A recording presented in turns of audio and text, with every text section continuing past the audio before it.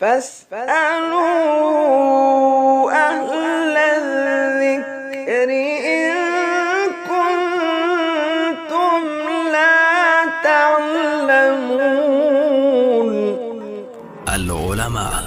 علماء و عوام میں حائل خلیج دور کرنے کی ایک منفرد کاوش۔ بسم اللہ الرحمن الرحیم۔ لجنۃ العلماء للافتاء فتویٰ نمبر 706 22 اپریل 2022۔ سوال: کرسی یا کوئی ایسی چیز جس کی دو ٹانگوں کے درمیان خلا ہو بطور سترہ رکھنا کیسا ہے؟ برائے کرم رہنمائی فرما دیں۔ جواب: الحمدللہ وحدہ والصلاۃ والسلام علی من لا نبی بعدہ۔ سترے کے لیے ضروری نہیں کہ وہ ٹھوس ہو، اگر اس میں خلا ہے تو اس کو بھی سترہ بنایا جا سکتا ہے۔ سیدہ عائشہ رضی اللہ عنہا فرماتی ہیں: لقد رأیتنی مضطجعۃ علی السریر فیجیء النبی صلی اللہ علیہ وسلم فیتوسط السریر فیصلی۔ صحیح بخاری حدیث نمبر 508۔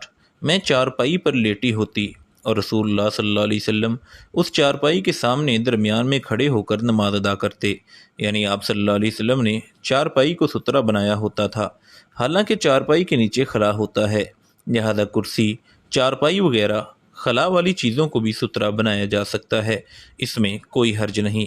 حافظ ابن رجب رحمۃ اللہ علیہ اپنی کتاب فتح الباری جلد نمبر 4 صفحہ نمبر 73 میں لکھتے ہیں: یہ حدیث اس بات کی دلیل ہے کہ انسان ایسی چیز کو بھی سترہ بنا سکتا ہے جو زمین سے اٹھی ہوئی ہو، اگرچہ اس پر کوئی انسان لیٹا ہوا بھی ہو۔ اسی طرح بچے کی چارپائی بھی سترہ بن سکتی ہے جس میں وہ لیٹ کر سو رہا ہو۔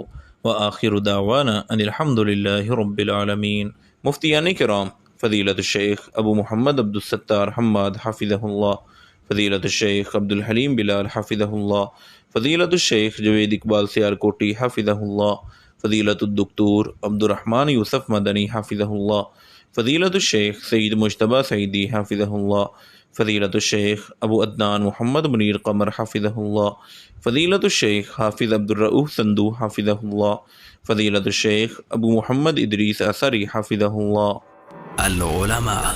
علماء و عوام میں حائل خلیج دور کرنے کی ایک منفرد کاوش۔